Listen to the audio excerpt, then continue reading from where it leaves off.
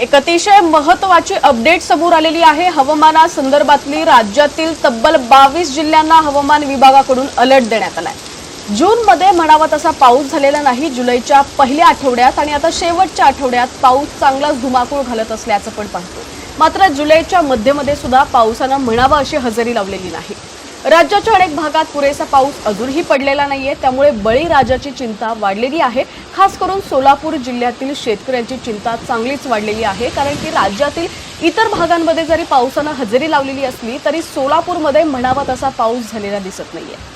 काही भागात ढगफुटी सदृश पाऊस पडल्यानं त्याचा शेतीला काहीही फायदा झालेला दिसत नाहीये, तर राज्यातील अनेक भाग अजूनही कोरडे ठाक आहेत। मात्र आता मान्सूनची परिस्थिती बदलत आहे। येत्या काही दिवसात राज्यात चांगला पाऊस होण्याचा अंदाज आहे। रत्नागिरीत तर पावसाचा ऑरेंज अलर्ट देण्यात आलाय, त्यामुळे रत्नागिरीत पाऊस जोर धरेल अशी आशा व्यक्त केली जाते। रत्नागिरी जिल्ह्यासाठी पावसाचा ऑरेंज अलर्ट देण्यात आलाय। अरबी समुद्रात कोकण किनारपट्टीवर चक्राकार वारे निर्माण झालेले आहेत, त्यामुळे किनारपट्टी भागात ताशी 40 ते 50 किलोमीटर वेगाने वारे वाहणार आहेत। कोकणात सकाळपासूनच सरींवर सरी कोसळतायत। पुढील काही तास कोकण किनारपट्टी भागात मुसळधार पावसाचा इशारा देण्यात आलेला आहे। कोकणात आजपासून पुढचे 4 दिवस पावसाचा जोर वाढण्याची शक्यता वर्तवण्यात आली आहे। दरम्यान इतर जिल्ह्यांमध्ये सुद्धा काय परिस्थिती आहे ती सुद्धा आपण या व्हिडिओच्या माध्यमातून जाणून घेऊयात। पण त्याआधी तुम्ही जर HPN मराठी न्यूज चॅनल पहिल्यांदाच पाहत असाल आणि अजूनही चॅनलला YouTube वरती सबस्क्राइब केलेलं नसेल, Facebook वरती फॉलो केलेलं नसेल तर नक्की करा, कारण या दोन्ही प्लॅटफॉर्म थ्रू आम्ही तुमच्यापर्यंत लवकरात लवकर पोहोचण्याचा प्रयत्न करत आहोत।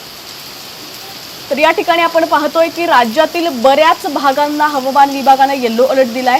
तसं पाहायला गेलं तर राज्यात गेल्या काही दिवसांपासून पावसानं विश्रांती घेतली असली तरी आता पुन्हा एकदा हवामान बदलत आहे। हवामान विभागाने दिलेल्या अंदाजानुसार कोकण असेल, घाटमाथा आणि विदर्भासह राज्यातील अनेक भागात मुसळधार ते वादळी पावसाची शक्यता निर्माण झाली आहे। त्यामुळे नागरिकांना सतर्कतेचा इशारा म्हणजेच येलो अलर्ट देण्यात आला।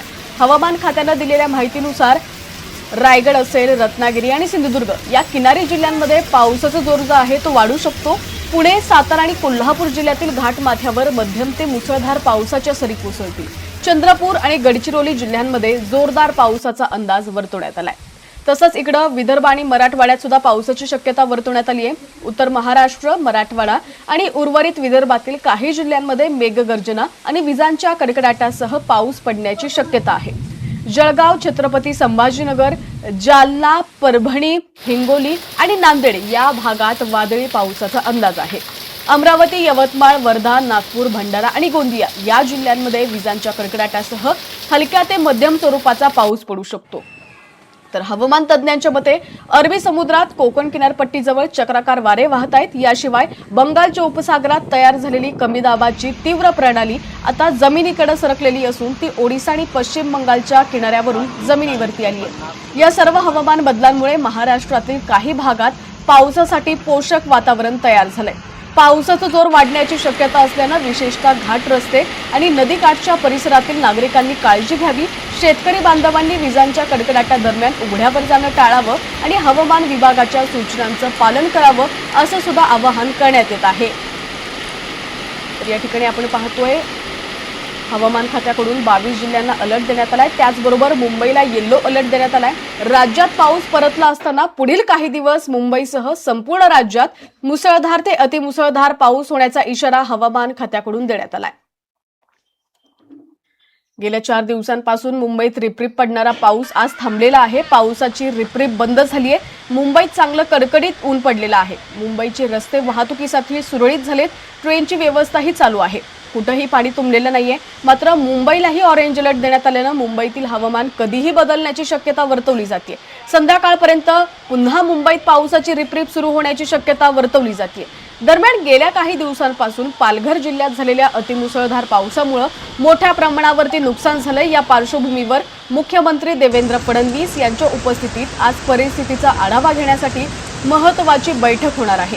या बैठकीत नुकसानग्रस्त भागातील मदत व पुनर्वसन, पंचनामे असतील, शेती आणि पायाभूत सुविधांचं झालेलं नुकसान असेल, तसंच नागरिकांना तातडीने दिल्या जाणाऱ्या मदतीबाबत सुद्धा चर्चा होणार आहे। अधिकच्या अपडेटसाठी पाहत रहा HPN मराठी न्यूज।